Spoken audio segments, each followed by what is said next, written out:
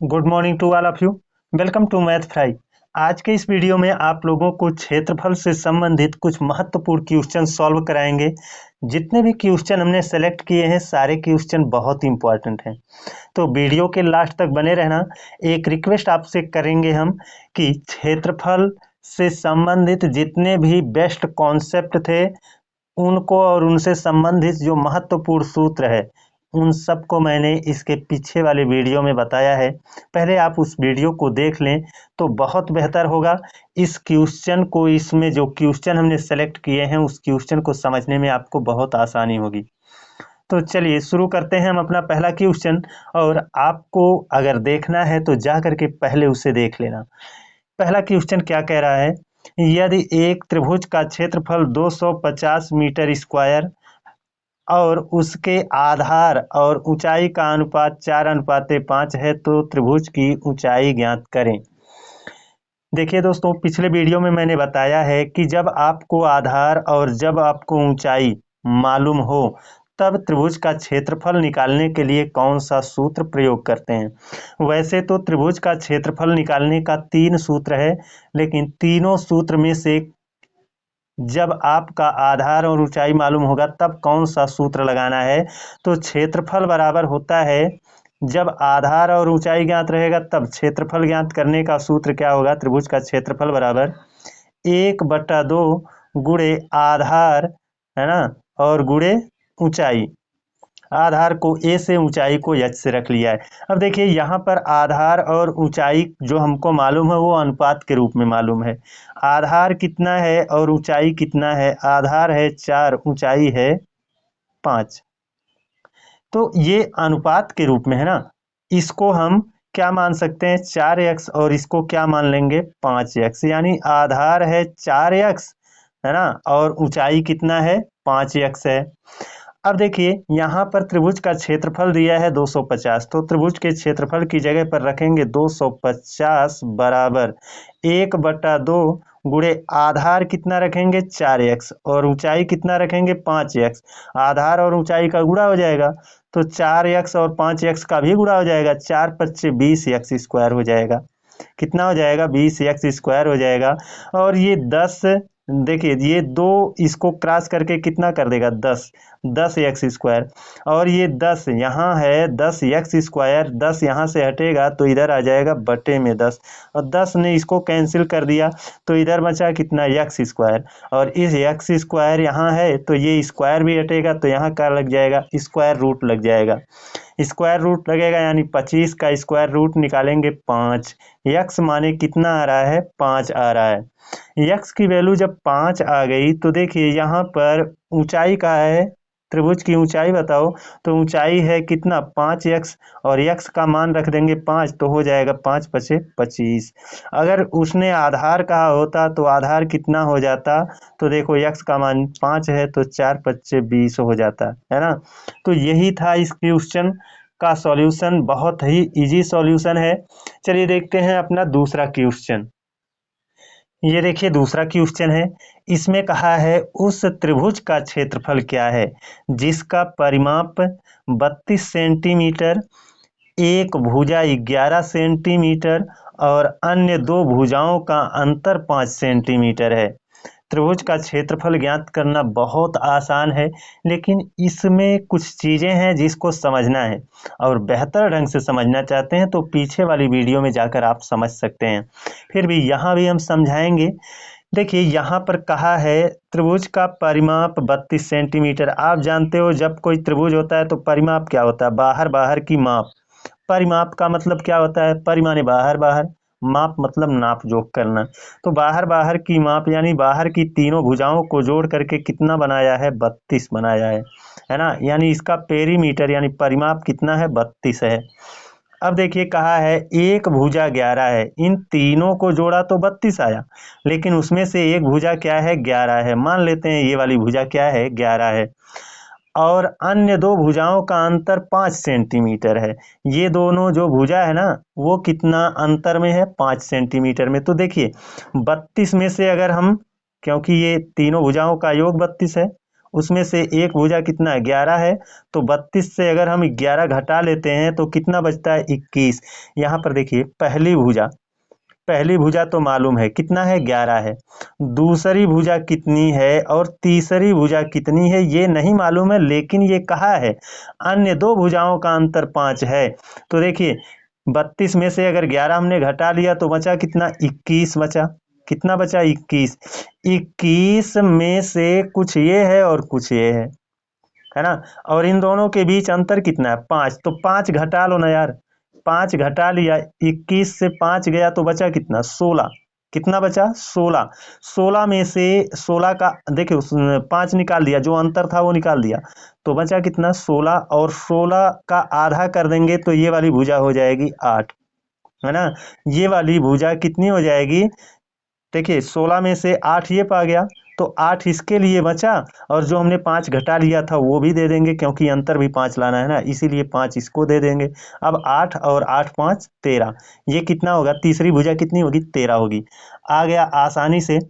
अब यहाँ पर कह रहा है उस त्रिभुज का क्षेत्रफल क्या होगा, तो क्षेत्रफल निकालना है। तो इसको जानते रहिए कि तीसरी भुजा 8 5 13 है। कितना है इसको जान लो, ऐसे 13 है। कितना है 13 है। अब यहाँ पर त्रिभुज का क्षेत्रफल जब तीनों भुजा मालूम हो, 11 है 8 है 13 है, तीनों भुजा मालूम हो तो त्रिभुज का क्षेत्रफल कैसे निकलेगा, तो मैंने बताया है त्रिभुज का क्षेत्रफल ज्ञात करने का तरीका या सूत्र क्या होता है जब तीनों भुजा मालूम हो। तो हमने कहा है कि इन सबको जोड़ना और जोड़ करके आधा करना हो जाएगा अर्ध परिमाप। क्या हो जाएगा अर्ध परिमाप। 11 और 8 19 हो गया, और 19 में 13 जोड़ देंगे कितना हो जाएगा 32 हो जाएगा, और 32 का आधा कितना हो जाएगा 16 हो जाएगा। तो अर्ध परिमाप हो गया कितना 16, अंडर रूट के अंदर 16, फिर 16 से ये पहली भुजा घटा लेंगे, 16 से 11 कम कर देंगे तो हो जाएगा 5, है ना, गुणे 5 हो गया।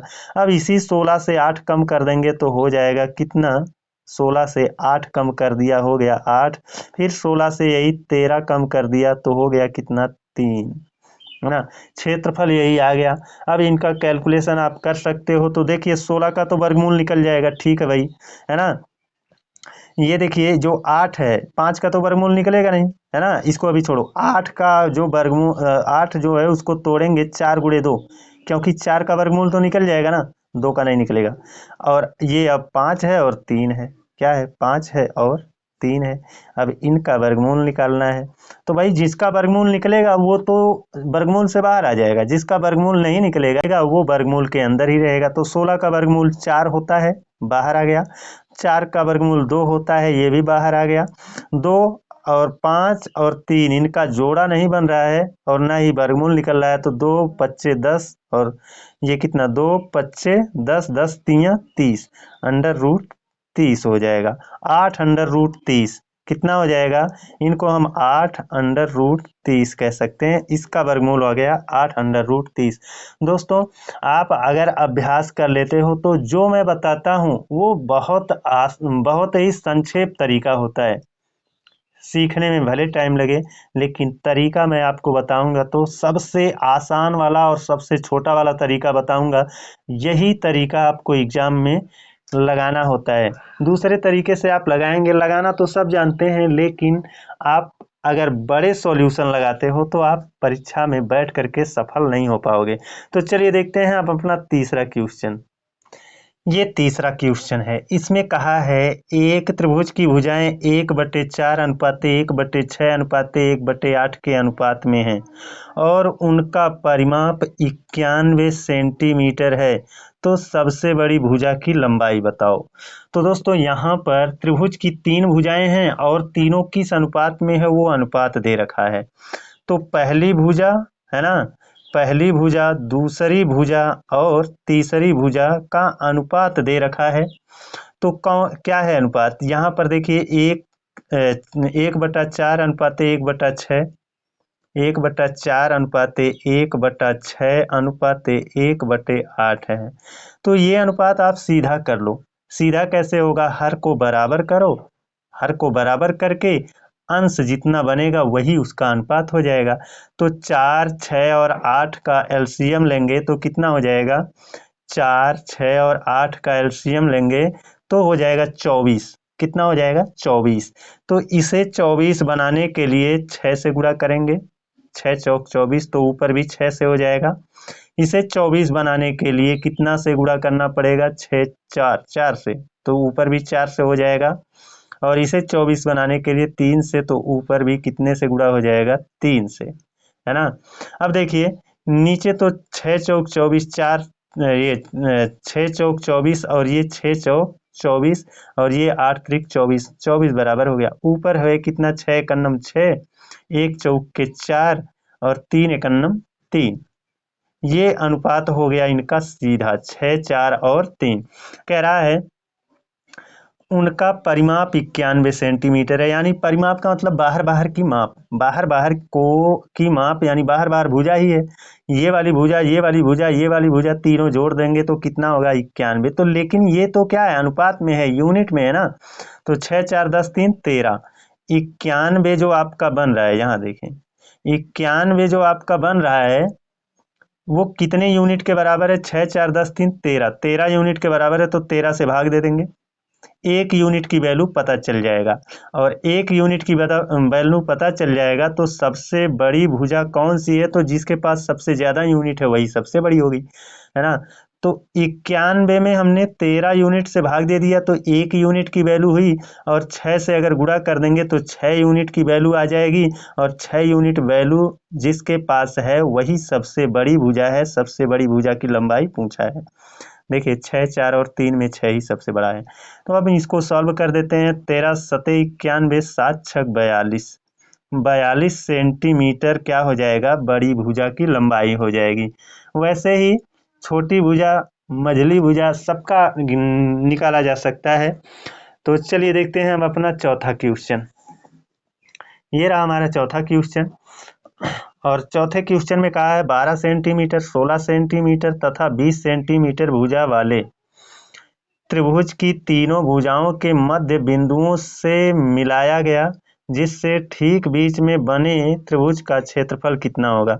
दोस्तों ऐसे कुछ एक त्रिभुज रहा होगा, तीनों त्रिभुज का मध्य बिंदु, इसका मध्य बिंदु यहाँ है, इसका मध्य बिंदु यहाँ है, इसका मध्य बिंदु यहाँ है। ऐसे हमने इनके मध्य बिंदुओं को मिला लिया। तो देखो मध्य बिंदु को मिला लिया, इसका मतलब भुजा क्या हो गई? जितनी भुजा थी वो आधी हो गई। देखेंगे, है ना, ये टोटल भुजा मध्य बिंदु कर दिया तो आधा हो गया ना, ये भी टोटल भुजा आधा हो गया। तो वैसे ही ये जो भुजा की लंबाई दी गई है ये सब आधी हो जाएगी, है ना। कितना हो जाएगा? 12 का आधा कितना हो जाएगा? 6, 16 का आधा कितना हो जाएगा? 8, 20 का आधा कितना हो जाएगा? 10। ये भुजा, तीनों भुजा जब ज्ञात हो, है ना, ये तीनों भुजा जब ज्ञात हो, देखिए अब इसकी ये ठीक बीच में जो बन रहा है ना, इसका भी क्षेत्रफल उतना ही होगा जितना इसका है, जितना इसका है, जितना इसका है। यानी इसमें जो चारों छोटे छोटे त्रिभुज बन रहे हैं, चारों का क्षेत्रफल बराबर बराबर बराबर बराबर है ना। तो यहाँ पर इसका क्षेत्रफल कैसे हो जाएगा? आधा हो गया भाई, भुजा सब आधी हो गई, है ना। अब जब तीनों भुजा बराबर हो तो, सॉरी, तीनों भुजा जब ज्ञात हो तो त्रिभुज का क्षेत्रफल कैसे निकलता है? अंडर रूट में यस, यस माइनस ए, यस माइनस बी, है ना, और यस माइनस सी। यस क्या है? यस क्या है? यस है अर्ध परिमाप। तो अर्ध परिमाप मतलब आधा, है ना, बाहर बाहर की नपाई करके उसका आधा कर देते हैं। तो ये 6 और 8, 6, 8, 14 और 14, 10, 24, 24 का आधा कितना हो गया? 12। कितना हो गया? 12। अब देखिए अर्ध परिमाप से पहली भुजा घटाएंगे, यानी 12 से 6 घटा लेंगे तो कितना हो जाएगा? 6। 12 से 8 घटा लिया तो बचा कितना? 4। 12 से 10 घटा लिया तो बचा कितना? 2। इसका वर्गमूल निकाल लेते हैं, है ना। 12, 6, 4 और 2 का वर्गमूल निकालेंगे। देखेंगे यहाँ पर 12 में कितना है? देखिए 12 में आप जानते हो 6 गुणे 2 है ना। कितना है? 2 गुणे 6 है। फिर 6 तो यहाँ भी है, ये वाला 6 मिला है 12 का गुणनखंड करने पर, और ये वाला 6 यहाँ वाला है। और 4 का गुणनखंड 2 गुणे 2 होगा, और फिर ये 2 है ना। यहाँ पर वर्गमूल देखेंगे तो जिसका जोड़ा बनेगा वो बाहर आएगा। 6 का जोड़ा बन गया, 4 का जोड़ा, सॉरी 2 का जोड़ा बन गया, यहाँ वाला 2, यहाँ वाला 2, दोनों इसका भी जोड़ा बन गया। तो 6 भी आ जाएगा बाहर, ये 4, 2 आ जाएगा बाहर, और ये वाला 2 भी आ जाएगा, यानी सब आ जाएंगे बाहर। तो कितना हो जाएगा? 6 बाहर आएगा, है ना, और ये वाला 2 आ जाएगा और ये वाला 2 आ जाएगा। कितना हो गया, 6 दूना 12, 12 दूना 24, कितना हो गया 24 सेमी स्क्वायर त्रिभुज का क्षेत्रफल हो गया। दोस्तों चीज़ें इजी हैं, बहुत आसान हैं। अगर आप इसे आसान बनाना चाहते हो तो आपको ये सब सूत्र मालूम होना चाहिए, और पहले वीडियो में जो मैंने समझाया है बताया है उसको देख लेंगे तो काफ़ी कुछ आसान हो जाएगा। तो आज के लिए बस इतना ही। अगले दिन आप लोगों से एक बेहतर क्लास में फिर मिलते हैं, तब तक के लिए धन्यवाद।